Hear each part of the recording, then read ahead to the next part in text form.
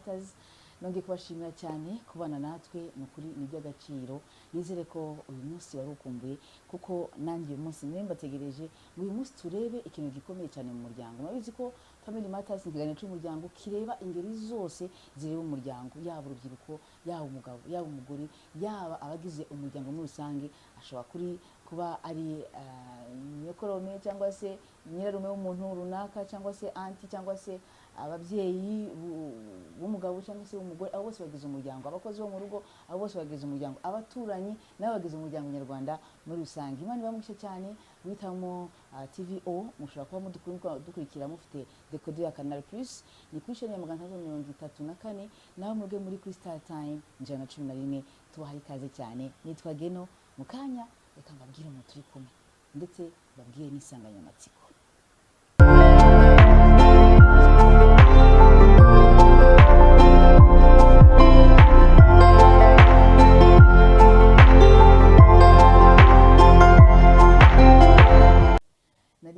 Ikaze cyane mu kiganiro Family Matters, ikiganiro cy'umuryango kivuga ingeri zose cyangwa se ibibera byose mu muryango, yaba ari ibibazo, yaba ari ibisubizo, byari challenge cyangwa se utuntu tugenda duhura natwo hagati y'abashakanye n'umugore, hagati y'abashakanye n'abakozi, hagati y'abashakanye na belle famille cyangwa se aho twashatse, hagati y'umupapa n'umumama, hagati y'abana n'ababyeyi byose. Ariko uyu munsi turi buganire ku ruhare rw'umugabo mu rugo.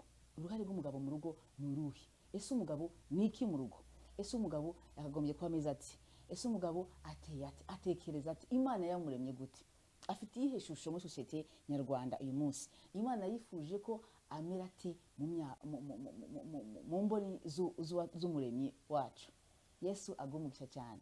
Ntabwo ndigene murabizi ko buri munsi mbanze ndi kumwe n'umutumirwa. Uyu munsi rero dufite umutumirwa w'umugabo. Murabyumva, tuvuze uruhare rw'umugabo haza umugabo. Ntabwo twavuga uruhare rw'umugabo ngo ntumire umugore, ntibikunda. Dufite rero umugabo ufite umudamu nawe nyine yashatse, afite urugo, araza kutubwira neza niba ari koko ntabeshye. Ni umupapa, cyo nzi cyo ni umupapa kandi afite abana, afite urugo, yitwa n'umukozi w'Imana Eric.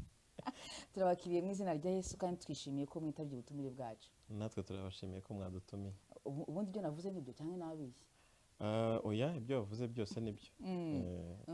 Uri umupapa? Nkuko rero wari ubitangiye ubivuga, nitwa Nshimiyimana Eric, niyo mazina yanjye abenshi banziho. Ndi umupapa, ndubatse, mfite umugore umwe n'abana 4, umukobwa umwe n'abahungu 3. Nkaba ndi umukristo, nsengera mu itorero Zion Temple, mba mu muryango Benjamin. Muri make ntabwo nibeshe, ni umupapa ugiye kutubwira ibintu bamo uzi, ufitemo experience. Agira ushaka umaze imyaka ingahe? Ntabwo ari myinshi ariko sina mikeya kuko maze imyaka 14 nubatse. Yego. Ahubwo nta nubwo ari na mike cyane. Turacyari mu rugendo. Turacyari mu rugendo. Ngira ngo mwabyumvise, dufite insanganyamatsiko uruhare rw'umugabo mu rugo ni uruhe. Hari ibintu byinshi twumva ku mihanda, muri social media, ukumva umugabo yataye urugo, ukumva abagabo barakubita abagore, ukumva abagabo bamwe na bamwe bafite ukuntu bafasha abagore babashira ukundi kuntu. Ese ubundi umugabo ubundi ni umuntu ki? Urakoze cyane Geno. Umugabo ubundi afite ibisobanuro bike kandi bisobanutse. Icyambere, umuryango mwita umutware, Bibiliya ikamwita umutwe w'urugo. Hanyuma akaba ariko n'umwami. Buriya ni umwami. He is the ruler, he is the king. Nisite mwese umwami cyangwa ni Bibiliya mwese umwami? Bibiliya ukuntu idefinisa umugabo, imudefinisa nk'umutware. Ubundi iyo ufite amatware utwara, by'ukuri uba uri ruler w'ayo matware. Yego yego. Kandi umutware mwiza atwara ni neza abayoboye. Ibyo warutangiye rero uvuga uti hirya no hino tugenda twumva abantu, abagore barakubitwa, abandi barabata. Nibyo byagiye bariko biterwa no gutakaza inshingano. Habayeho guta inshingano z'umuntu. Umugabo ntiyahagarara mu mwanya we neza, bigatuma habaho gutandukana k'umuryango cyangwa se gutatana k'umuryango. Nibyo byagiye bizana intege nkeya mu muryango uko Imana yawifuzaga mbere na mbere. Ariko hari uko Imana wifuza, ariko n'umuco nawo hari uko uvuga.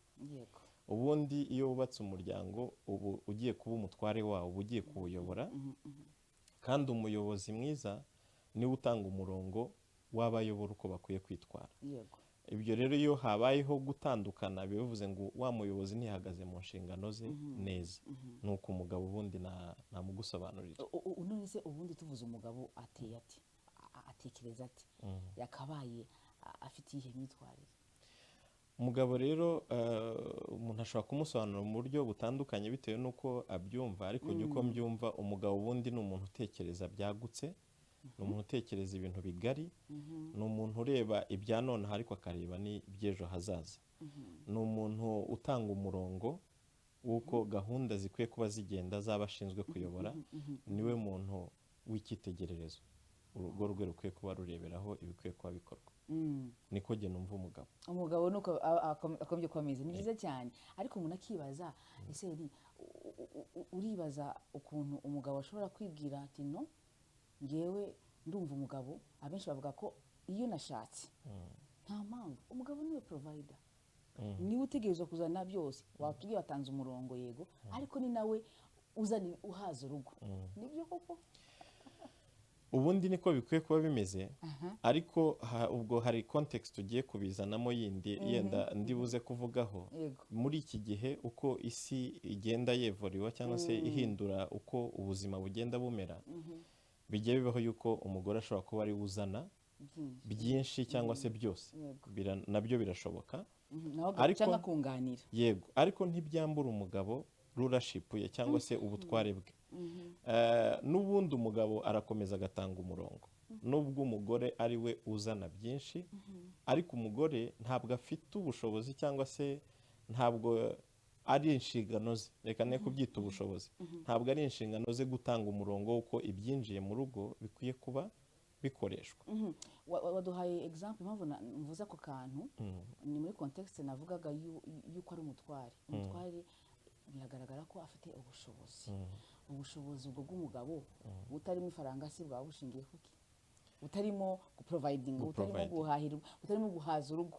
Ubwo burabudusobanurira ubwo butware. Ubwo butware, buriya ubutware ntabwo bushingira kuba ufite ubushobozi bw'ibifatika gusa, ni ukuba ufite ubushobozi bw'imitekerereze bwo kubasha gutanga umurongo, wo kubasha kuyobora na wa muntu uriho uzana ubushobozi mu rugo, ukamuyobozi neza, ntumwereke yuko ibyo ari hazana benshi babyita ko bituma babasuzugura, bituma batabumva, ariko burya tujuru umugabo yatakaje inshingano ze. Urugo iyo rwatangiye hari umurongo rwahawe, n'umugore agendera muri wa murongo urugo rwatanze, umugabo yatanze. Iyo rero bibaye ngombwa ko umugabo atakaza akazi, nibyo birakomeretsa, tuzita ingabo zakomerekeye ku rugamba, wounded warrior, niko bitwa. Icyo gihe bishobora gutuma yumva muri we abaye diminished, cyangwa se hari ukuntu agabanukiwe kuri rulership ye. Ariko ubundi umugabo ubwenge iyo bumugarukanye akabasha kubyubaka, akubahiriza umugore, icyo gihe icyo bita bisaba yuko ahagarara noneho mu mwanya wa mugore yagombaga kuba ahagazemo muri cya gihe we yagombaga kuba ariko akora inshingano zo mu rugo, umugabo agatekinga over. Kubera yuko ibintu iyo byahindutse, hari uko umuco uvuga umugabo, ariko hari n'uko Bibiliya ivuga umugabo.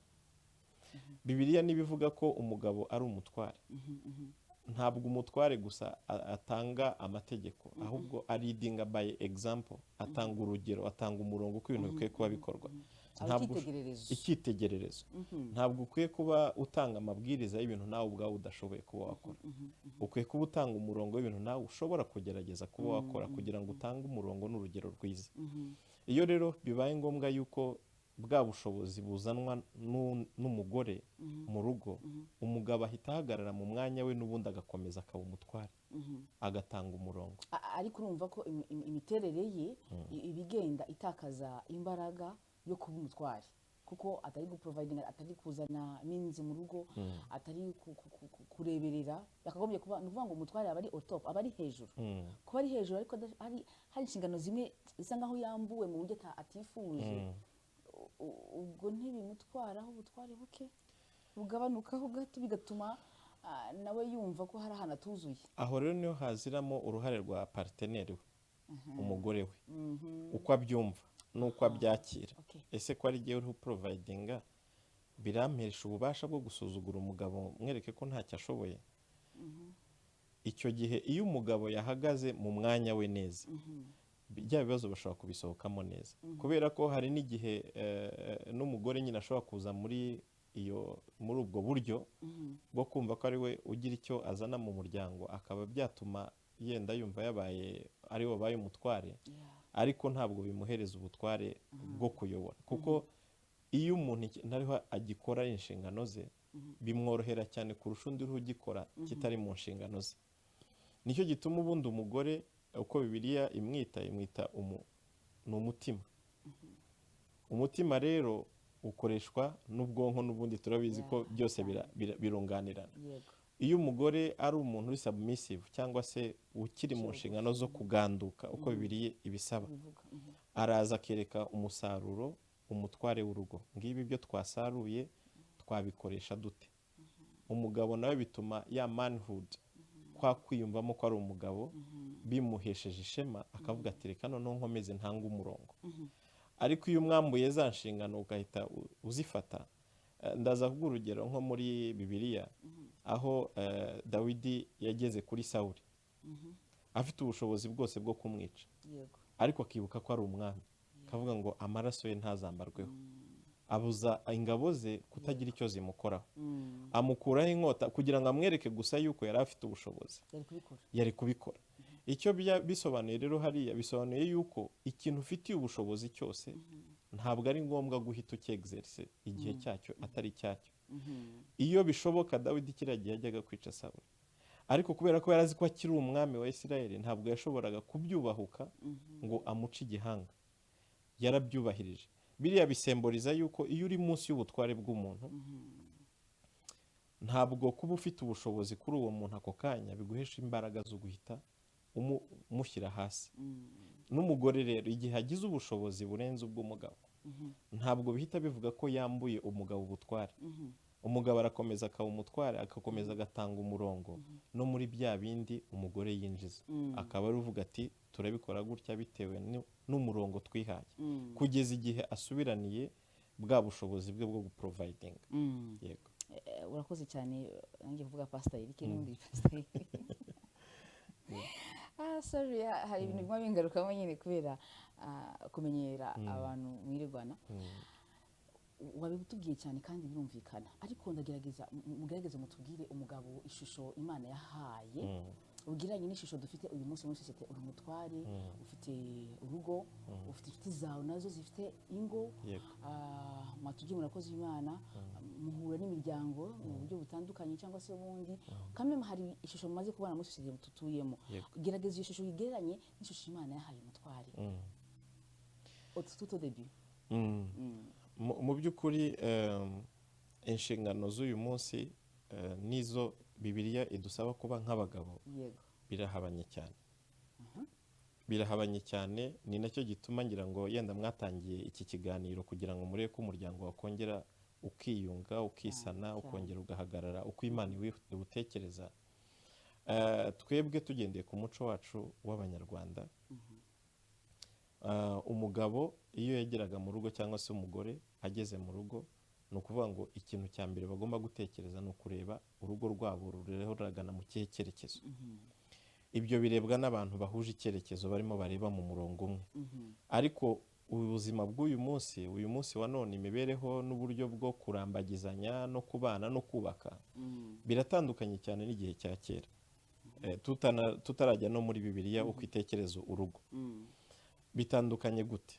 kera umuntu yabagaho akaba ariho arambagiza mu muryango azi, akajya gushakamo umugeni azi umuco, azi imigenzo n'imiziririze y'uwo muryango, hanyuma bakajya kuwushakamo bazi ibyabo n'abo bashatsemo baba bazi ibyacu.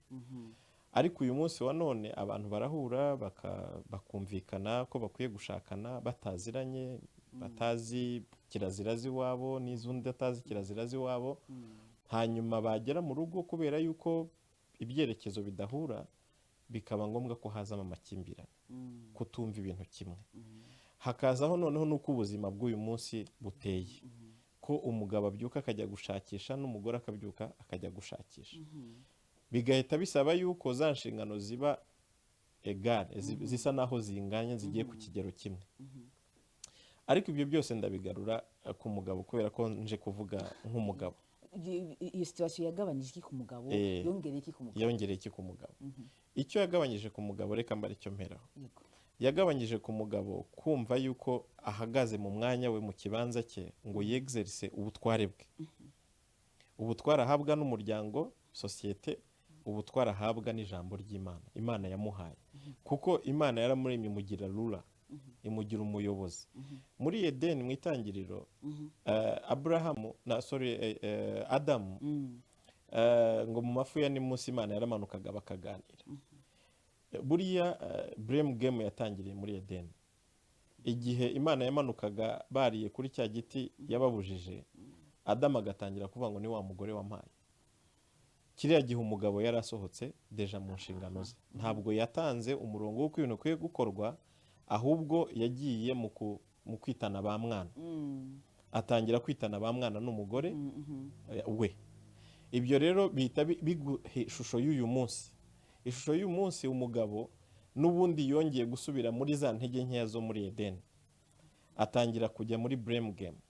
Niwe wabitangiye, niwe utakoze ibi ngibi, niwe utakoze, kuki utazanye ibi.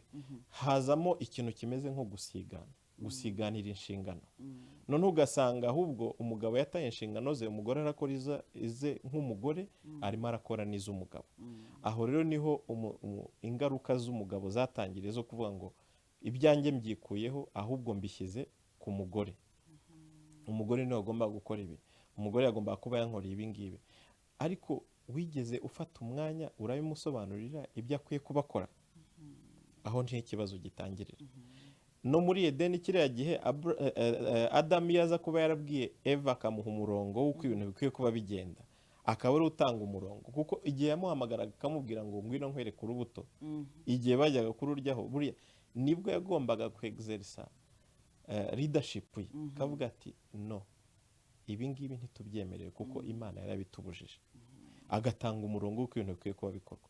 Ariko aje kubona ko yavuye mu nshingano ze, yaguye mu ntege nke, yahise yigira noneho kwitana ba mwana. Ingaruka rero bigira ku mugabo iyo yahagurutse mu nshingano ze, umuryango uratatana. Umwana ntaba akimwumva, umugore ntaba akimwumva, nta muntu uba ukimwumva muri sosiyete cyangwa se muri urwo rugo. Bivuze ngo rero icyo byakoze ku mugabo cyo ni kinini cyane, uko uyu munsi turiho tubireba, ni ikintu kinini cyane. Ariko bigatangirira muri ryatangirira uko umuryango watangiye wubatswe. Ese wabigiyemo uzi inshingano zawe, uzi uruhande ugomba guhagararamo, uzi umurongo ugomba gutanga, hari umurongo wigishijwe ugomba guhereza urugo rwawe. Ubu rero tukagira wenda na challenges zindi z'uko hari abana benshi dufite batigeze bagira amahirwe yo gukurira mu biganza by'ababyeyi, ariko igihe kikagera yuko nawe agomba gushaka akubaka umuryango, akaba ataragize amahirwe yo kugira umumenta, ataragize amahirwe yo kureba papa uko abigenza, onkle uko abigenza. Tureye kuri papa hoho. So urumva byagiye nabyo bigira ingaruka ku muryango nyarwanda. Bagira n'amahirwe make ntanakizwe ngo wenda kurire mu nzu y'Imana, agire yumva icyo n'ijambo rivuga ku mugabo, arimenye. Ibyo rero ni ingaruka zihari kandi ziro zigaragara muri sosiyete nk'uko wagiye ubikomozaho. Ariko Bibiliya rero hari icyo noneho ivuga ku mugabo. Bibiliya itwita imitwe. Turi umutwe, kandi umutwe niwo utekereza. Umutwe niwo ushyira ibintu ku murongo. Ubwonko nibwo bukora ibintu byose, bukabitekereza, bukabiha umurongo. Iyo rero utabaye umutwe, icyo gihe ubwo izo nshingano uba waziyatse, kandi biteza ntuze dega nyinshi. Ikindi buriya Imana ijya guhereza Adamu, ikamuhereza Edeni ngo ayiyobore, ngo yita amazina inyamaswa zose, yari muhaye rulership, yari muhaye ubuyobozi. Genda uyobore byose, ubitware kandi ubihe n'amazina. Rero ugomba kugira ibyo uha amazina mu rugo rwawe. ugomba kubihereza umurongo bigenderaho. Kubyita amazina buriya ni ukumuhereza ubushobozi bwo kuvuga ngo iki ushobora kucyita iki kandi kikitwa cyo, iki ushobora kucyita iki kandi kikitwa cyo, iki ushobora kugituzaha kandi kikahatura. N'ibyo rero no mu rugo niwo murongo ubundi umugabo Imana yamuhaye, kwita amazina ibintu uko mu rugo rwawe bigomba kuba bimeze, kuko urugo rwanjye nduyoboye rutandukanye n'uko undi mugabo ayoboye urugo rwe. Niko kwita amazina. Ita amazina ibiri mu rugo rwawe, umenye umurongo ubihereje, umenye uko byitwa, kandi nabo mu rugo bamenye ibyo bintu ko ari uko byitwa kandi ari aho bikwiye kuba biri. Yego. Reka twumveho gato abakozi b'Imana twahuye nabo Nyabugogo. Twakomeje twibaza ese koko uruhare rw'umugabo ni uruhe, hanyuma tujya gusura abamama bamwe na bamwe kugira ngo baduhe koko ishusho yo mu rugo iwabo. Twumvise byinshi. Hari abagiye batubwira ko nta kibazo umugabo akomeje kuba umugabo, ariko hari n'abandi bavuga ati wapi n'abagabo tugifite bataye ingo zabo baradusize, iyo udafite ifaranga nabo ntibemera. Ubwo sibyo umukozi w'Imana akomoje hora. Reka tubumve hanyuma tugaruke mu kanya. Z'umugabo ni ukumenya urugo rwe, kuko urugo rw'umugabo n'ubwo n'umumama nyine dufatanya, ariko 99 aba ari umugabo. None ikindi rero kirimo nanone ukuntu byabaye bibi, aho za nshingano zacu twazitaye, umugabo arajya mu kabari n'umugore abyukire mu kabari, ubwo baragera mu rugo ryari bose nijoro, babana babataye ntibazi naho biriwe, kandi ntabwo uzafata umwana ngo umuganirize yabwiriwe. Icyo ni igishoboka. Mbere yo kuganiriza umwana usaba ko abanza akarya ukona kumuganiriza, uzaganiriza umuntu atariye. Ikibazo rero dufite kuba cy'umuryango ni ubukene buri mu Rwanda. Ibintu yategurwaho cya mbere cyane ko kino gihugu cyacu turimo ni igihugu gishishikariza abantu gukora. Mwakakwiye kuva yenda 99 abona ko bamwe biri muri Kigali, ariko hanze aho ibintu bimeze nabi. Hanze ya Kigali, inyuma ya Kigali niho bimeze nabi cyane. Mwakavuye mu mujyi nkamwe bakuru mushobora kubavuganira, buri mumama wese ahantu akagira ute akabona icyo gukora. Yaranshatse nyine turatandukanye. Kubera iki mutandukanye? Nyine nuko byari byagenze. Ubwo rero ntibakureze neza ngo ubuze umukobwa yakundera bandeze neza pe, ntacyo nabashinze. Ariko njye umugabo niwe wantereranye, anatuma mbaho nabi mu buzima ntagombaga kubaho. Kubera iki se ntiyagukundaga? Twashakanye dukundana ariko aranya. Bigenda gute? Twaratanye. Ubwo urumva ko maze kunta, urumva ko ubuzima bwarahindutse. Wamufashe nabi? Oya ntabwo namufashe nabi. Umugabo simufashe neza aragenda. Ubu se ndi umumama wafata umugabo nabi. Nese umugabo ajyanwa nta kimujyanye? Aha baranamushoka. Erega hari abagore baba bafite amafaranga ma. Cyane rwose. Kandi abagabo ari bo batanga amafaranga ku bagore. Usenga n'amava agakoboka akagenda. Abakobwa bafite ifaranga? Cyane. Aya ntibishoboka. Abagore batunga abagabo kubera iki uyafite. Nese ko nari nyafite yashira akagenda, ubwo urumva atarajyanywe yuko nkennye. Tumenye ukuntu umuntu w'umugabo buca akagenda nimutonganye, akabyuka we wenyine ku giti cye akigendera. Mutatonganye ubwo wawe utamufashe neza? None ko ntamushoboye namuheka. Oya mufata neza ntimuzi se ukuntu abagore bakera bafataga abagabo be akaba umwami? Ntako tutagize. Nese bajyanwa n'iki? Turakizi se ko kera baguraga abagore bakabasaba bakabakwa. Ubu umugabo aragusaba akagukwa, mwamara n'imyaka 2-3 akigendera. Nta kintu wabikora. Twarihanganye, twaraniyakira. Ese simaze 6. Bamutegura none se twe ko badutegura. Aha, umva ko ayo byapfiriye. Mujya bategura abagabo rata, sibyo? Nibyo? Yewe, bagiye gushaka. None se ubwo rero twebwe natwe ntago tuzaho bipfira, kuko harimo ikibazo. Harimo ikibazo kidasanzwe. Nese ubu twishimiye gusaza twenyine. Yaga. Urumva wenda nguyu umugabo we nawe yaramusize, nanjye nuko umugabo yantanye abana. Antana abana 6. Kuva umwe afite imyaka 2. None ubu afite imyaka 18, 20. Mbese igiye irutana kugera uwanyuma afite 23. Abana bose nta kibazo bafite? Kibazo kiki nyine ko kumva ko papa ntawe uhari. Abana barabizi ko nta papa wabo uhari. Papa wabo nose ko nta kintu yigeze abamarira, ko nta nubwo yanavuga ati mfite abana nabyaranye n'uriya mugore reka muhe wenda na senyisa abe yabagurira akaro k'ubugari cyangwa se ngo abe yabagurira n'ibijumba bya 500 oya ni ukubacaho gutya gusa.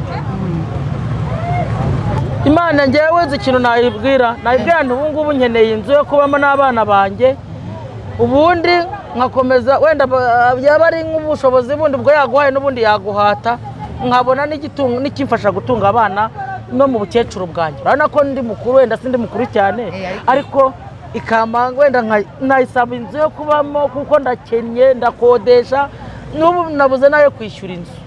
Abarimo bambwira ati turagusohora, ubu nabuze dore ahangaha nibo nkorera. Umugabo ufite inshingano gusa iyo bari ngombwa barafatanya bibaye ngombwa. Ese umugabo ufite inshingano nta mpamvu yo guta inshingano, ntabwo byemewe. hanyuma se abagore bavuga ko badashaka, badafite umuntu ubitaho, ati twe turahangayika duhahira urugo, ugasanga abagabo barayanywera barigendera. Mu buzima tubayeho aka kanya ushobora guhahira umugore ntabyumve bitewe n'uko mwabivuganye, ariko ubundi umugabo agomba guhahira urugo akishyura inzu i Kigali. Ariko abagore hari igihe hari utemera hanabemera, ni ingero ebyiri.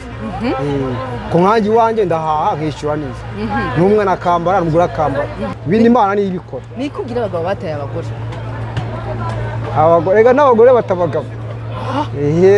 nibyo n'abagore batabagabo benshi batubwiye ngo barabata. oya, umugabo bashaka kuta umugore kwanga kuba yagira intonganya mu rugo cyangwa yamwica. Umugore agatuma umugabo kubera ko abona ari ikintu cyo gihari.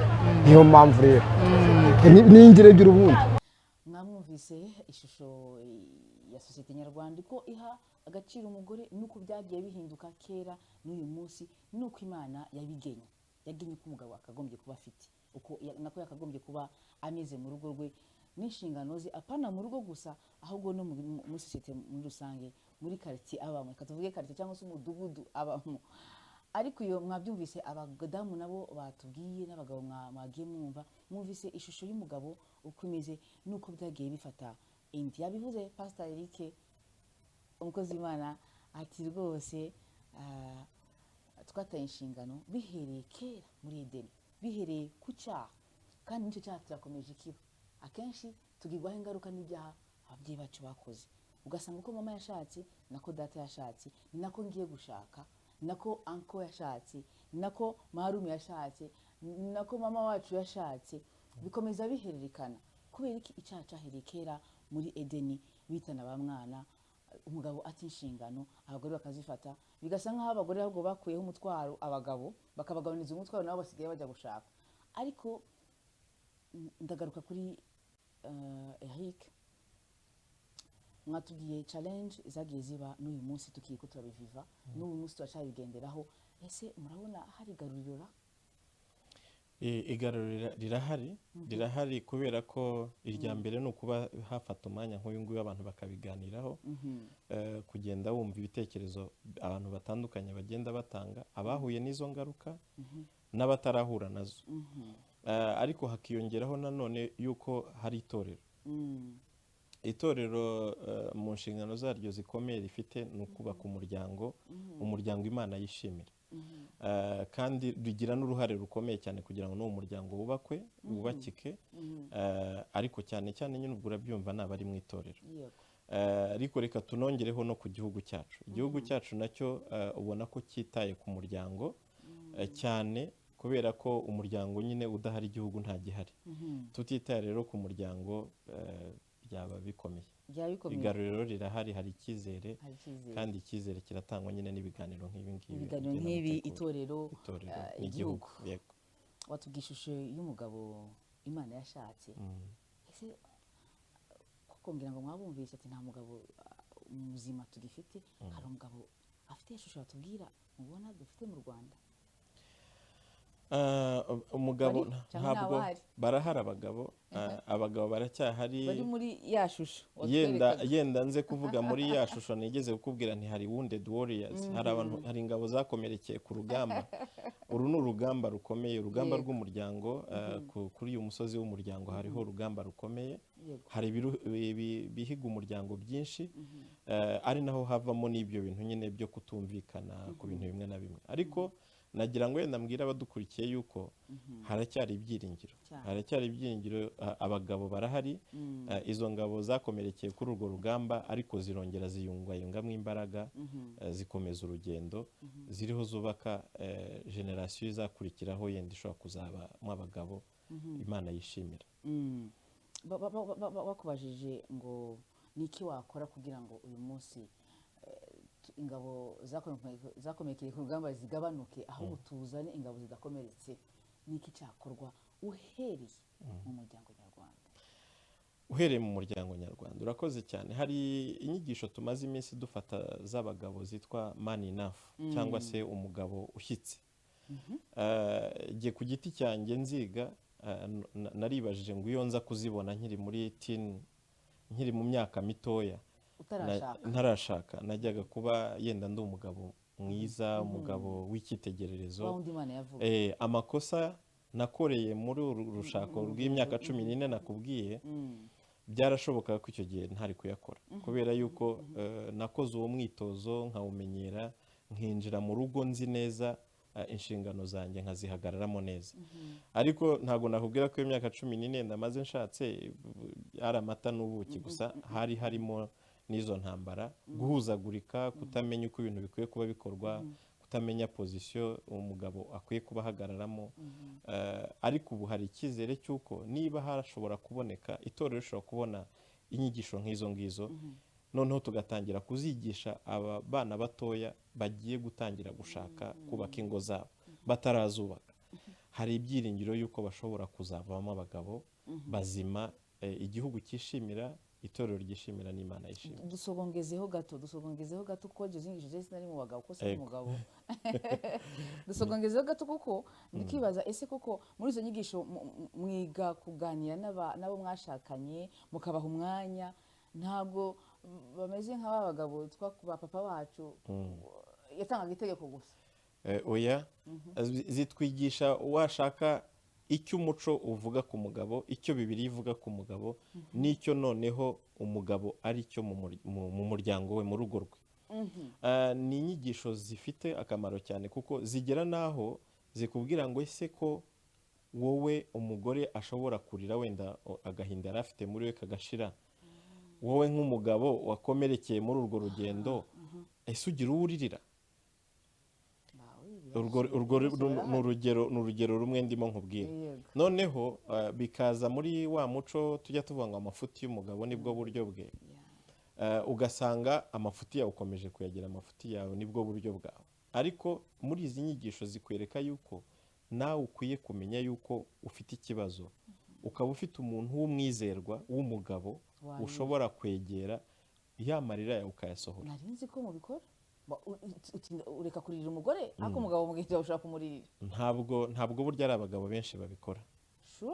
Ntabwo ari abagabo benshi babikora, ariko igituma batabikora ni ya ego cyangwa se kuvuga ndi umugabo, wakumva atemba ajya mu nda, wa muco wacu nyine ubu twantrena yuko ukwiye kwihagararaho no mu bibazo ukihagararaho, ukaba udafite umuntu w'umwizerwa ushobora kwizera ukamubwira ngo ngwino twicare nkubwire agahinda afite. Ariko nanone bikaza no mu bizerwa nabyo bikaza no mu bizerwa, kuko impamvu umugabo agira impungenge, yanga ko ubuzima bwe yabusanga hanze, intege nkeya ze yazisanga hanze, bikagenda bituma rero habamo kwifata.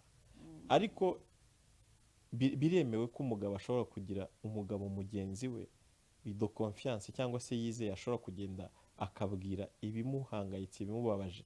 Wigeze kumbaza ikibazo utese umugabo iyo ageze mu rwego rw'uko umugore ari we provider, ari we providing, ari we winjiza byinshi cyangwa se ari we uzana byose, ntibimwambura ya manhood cyangwa se kwa kuba umutware kwe, ntiyumva hari ukuntu agabanukiwe. nibyo hari aho agera kumva biramuremereye, hari aho agera kumva biramukomereye kuba ntacyo arimo akora kandi ari wagombaga kugira icyo akora mu muryango. Ibyo rero bisaba ko hari umuntu do confiance nawe agira akajya gutura ka gahinda ke, kuko umugabo mu muryango agomba guhagarara firm, ari strong, akomeye. Ntagomba kwerekana ko yacitse intege, ntagomba kwerekana yuko byacitse, ariko muri yo biriho biracika. Rero bisaba yuko umugabo nawe agira umuntu yikonfiyaho akamubwira agahinda afite. Sinzi niba ari uko mwihagararaho koko anduka n'abagore bake bazi ko abagabo bagira agahinda. Ntabwo bashobora kubimenya kubera ko umugabo ni container, akontaininga byose akabijerera muri we, akabidijerera muri we, ariko ntafite aho avidurira nawe bya bintu bimubyiga muri we. Muri make nabo barababara. Nabo barababara. Bahura n'ibibazo mu rugo. Cyane.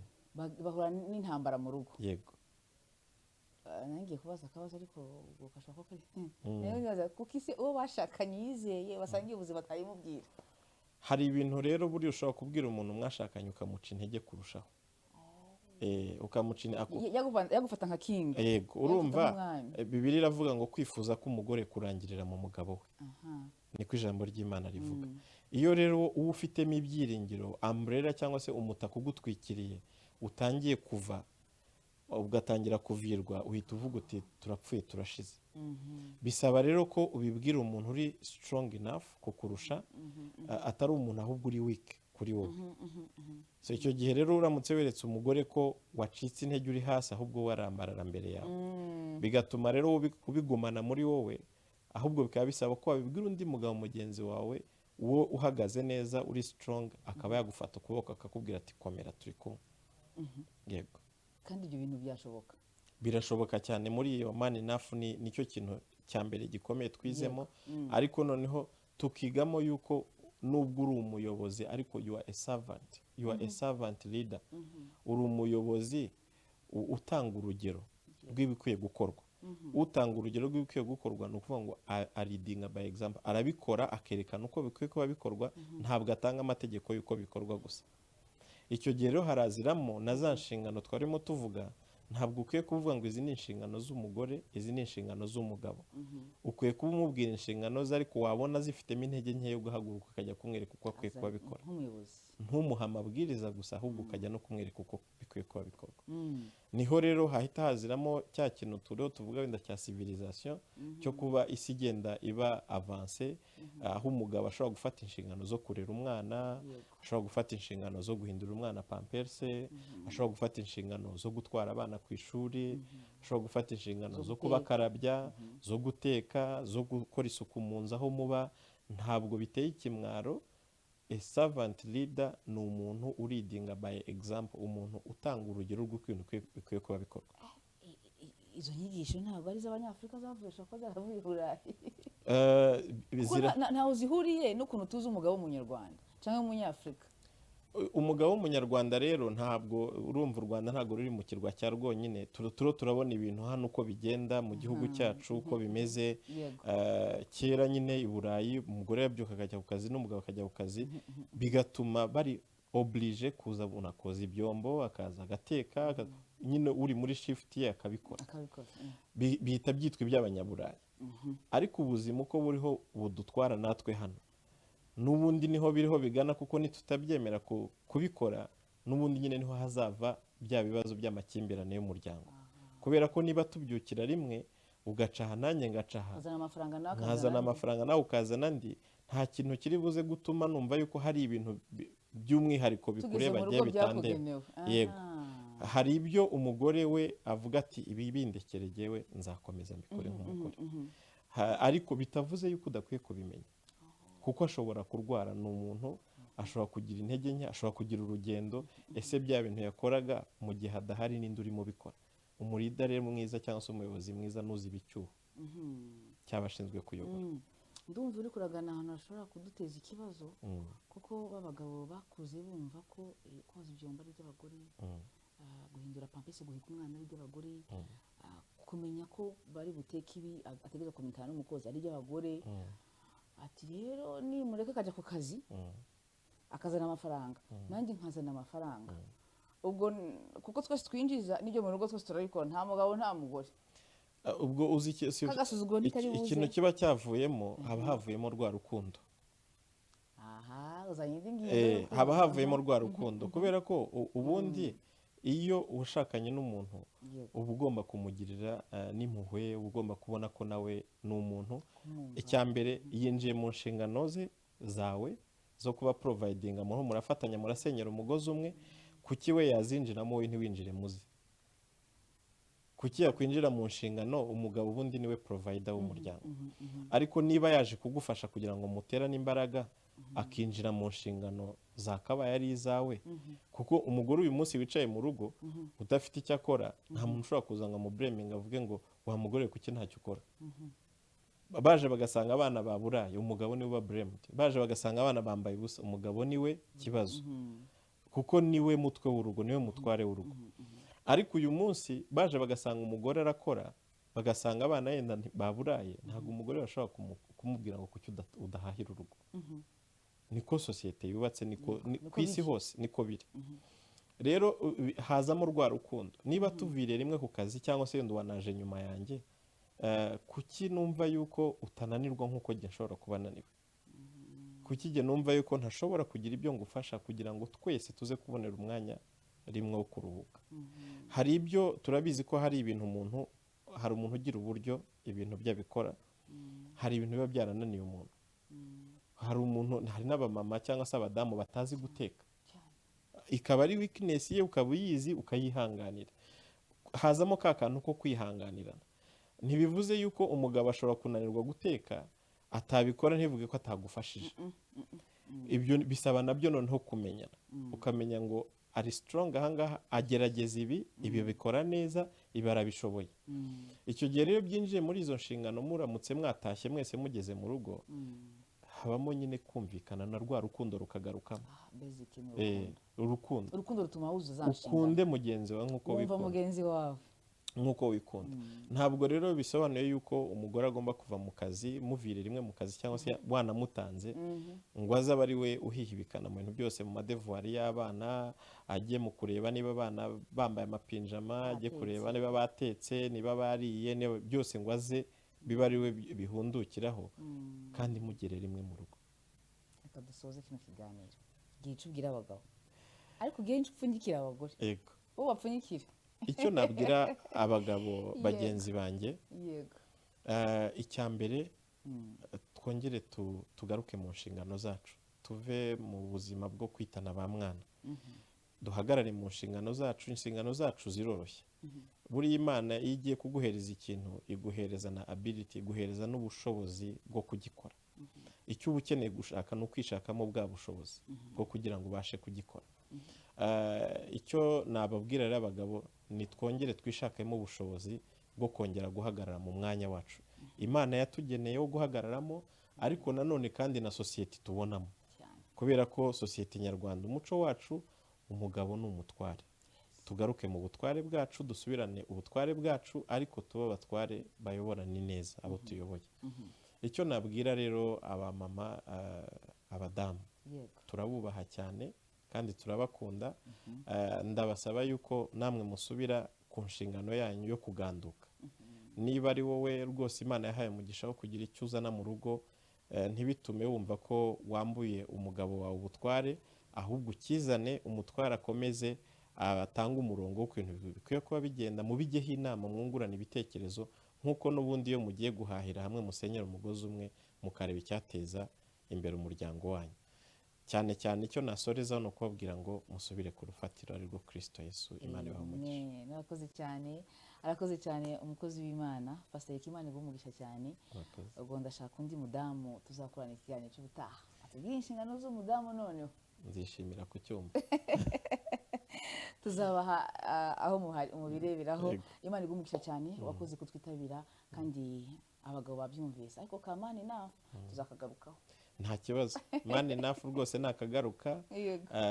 tuzongera yenda tugirirwa amahirwe, ubuyobozi bw'itorero bwongere butugenera igihe cyo kugira ngo hazemo n'ikindi cyiciro cy'abagabo. ntabwo bireba muri Zion Temple gusa, n'abo hanze mani nafu bayiga. kuko bashobora kuvuga ati abo n'abana b'i Kigali bava Kigali bavuga ibyo ngibyo byakabaye nk'ibyakabaye. kubona umugabo aza koza ibyombo cyangwa aheka umwana cyangwa yoza umwana, abo ni abana b'i Kigali. ndabatumiye bazaze bayige kuko natwe twaje ariyo myumvire dufite Yes. tuza kuyiga bwa mbere Yego. ariko twayishoje twese tuvuga ngo iyo tubimenya mbere intambara dufite ubu ariko ntabwo ziba mani zihari. nkafituma nibura ibyapfuye bikosoka birakunda. ushobora gusana ibisigaye ibyangiritse ubwo biba byarangiritse ariko ushobora kongera ukiratrapa yego birakunda. niba parteneri wawe hari uburyo mwari mubanyemo wabonaga budashyitse bwawe bituruka mu ruhande rwawe hari ibyo wasana. rero turabasaba kuza hatarangirika byinshi Yego. muze mwige umenye ko umugabo akwiye guhagarara muri sosiyete no mu buryo Imana imushakamo. Yego, Sosiyete y'uyu munsi atari iya kera. atari iya kera. Thank you, God bless you. Reka nanjye nsoreze aho umukozi w'Imana bivuga ati dusubire ku rufatiro rwa Kristo. Abagabo dusubire ku rufatiro rwa Kristo, musubire ku rufatiro rwa Kristo. God bless you, mwakoze cyane kubana natwe, mwumvise ko byari ibintu bikomeye cyane. Ni ukuri birashoboka ko umugabo asubirana inshingano ze uyu munsi. Ngira ngo izo nyigisho muzazikurikirana cyangwa se muzaza tubafashe kuzumva neza no kuzimenya kugira ngo twongere tugire ashusho Imana yaduhaye umuryango, twe kwitana abamwana, twe guhana amakimbirane mu rugo, kuko umuntu avuga ngo ndi mu nshingano undi akabona ntazirimo. God bless you, Imana ibagire neza cyane, ibakomereze ingo zanyu kandi namwe ibafashe kugira ngo mwumve icyo Imana yashatse guhera muri Edeni.